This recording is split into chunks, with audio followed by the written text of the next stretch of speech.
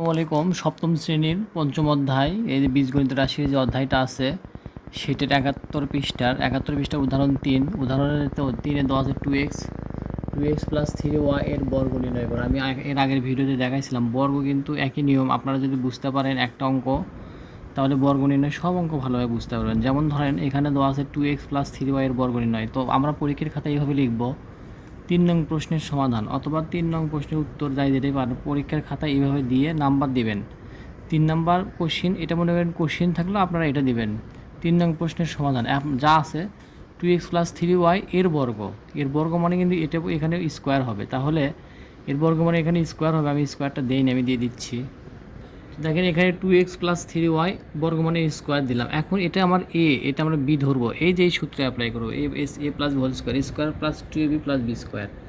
তো এটা যদি আমার হয় তাহলে 2x-এর উপর স্কোয়ার বানাইলাম নিয়ম অনুযায়ী 2।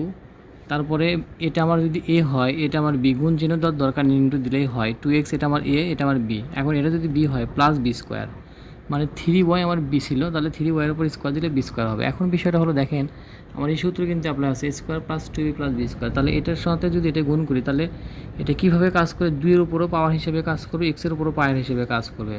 তাহলে 2×4 x স্কোয়ার, এখানে 2-একে 2, 2×4, আর এখানে 3×4 12, 3×4 12 x হয়। এখানে 3-এর উপর স্কোয়ার এবং y-এর উপর স্কোয়ার, 3-এর উপর স্কোয়ার দিলে 9 হয়। ওই সংখ্যা গুণন ওই সংখ্যা, 3 × 3, তাহলে 9 y-এর উপর স্কোয়ার, 9y স্কোয়ার হলো। এটা কীভাবে হয় এটা আমি ভালো করে বুঝাচ্ছি, দেখেন লক্ষ্য করেন। আমি লক্ষ্য করতে এটা দেখেন এখানে 2-র উপরে স্কোয়ার, এখানে 2-র উপর স্কোয়ার, আবার x-এর উপর স্কোয়ার। 2-র উপর স্কোয়ার করলে করো 2×4 x-এর উপর স্কোয়ার। এটা ভাঙলে এইভাবে করা হয় 2-র উপর স্কোয়ার। আবার ধরেন এটা করলাম 3-র উপর স্কোয়ার, y-এর উপর স্কোয়ার। 3-এর উপর স্কোয়ার করলে কিন্তু 9 হয়। 3-র উপর স্কোয়ার মানে 3×3, তাহলে 9 হবে।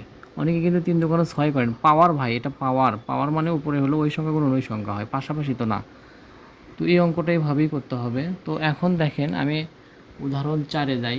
উদাহরণ 4-এ যেটা দেওয়া আছে 105-এর বর্গ নির্ণয়। এখানে কোনো A B X Y P Q M N কোনো কিছুই নাই, তাহলে শুধু সংখ্যা আছে। এটাকে বর্গ করার নিয়ম, এখানে সংখ্যার বর্গ নির্ণয়, মনে করেন সংখ্যার বর্গ নির্ণয়। তাহলে এখানে 105-এর বর্গ আমরা লিখবো, লেখার পরে আমরা 105কে ভাঙবো, কারণ এটাকে a প্লাস বি বানাবো। এখানে তো শুধু একটা সংখ্যা হয়ে আছে, ধরেন এখানে শুধু ধরে আছে, এটা তো হবে না। এটাকে বর্গ করতে গেলে এটাকে ভাঙতে হবে। 100কে ভাঙবো আমরা, 105কে ভাঙবো হচ্ছে আমরা a প্লাস বি দিয়ে, a প্লাস বি করবো। তার মানে 100কে আমরা যদি 100-র সাথে 5 যোগ করি তাহলে কিন্তু 105 হয়ে যায়। তো 105-এর বর্গ নির্ণয় যেমনটি, তাহলে 100 এটা আমার তাহলে এর উপর স্কোয়ার, হিসেব অনুযায়ী 2, নিয়ম অনুযায়ী 2, তাহলে এটা আমার এটা আমার বি, তাহলে a b হলো, এটা আমার বি স্কোয়ার হলো।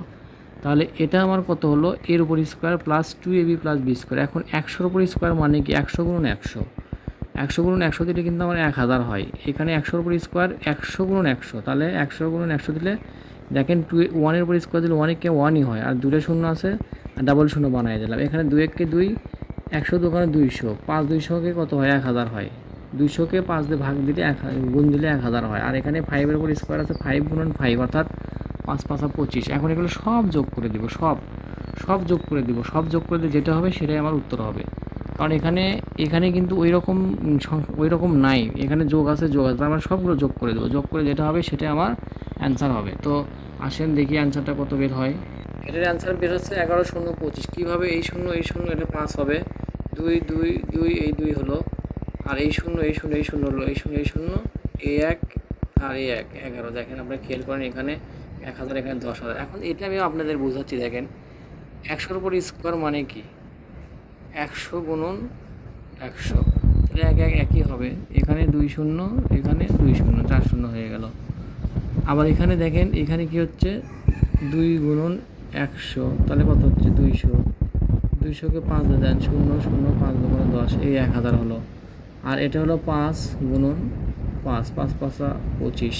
আমি মনে হয় বিষয়টা বোঝাতে পারছি। তো অঙ্কটা ভালো লাগলে অবশ্যই লাইক শেয়ার কমেন্ট আশা করি। আসসালামু আলাইকুম, সবাই।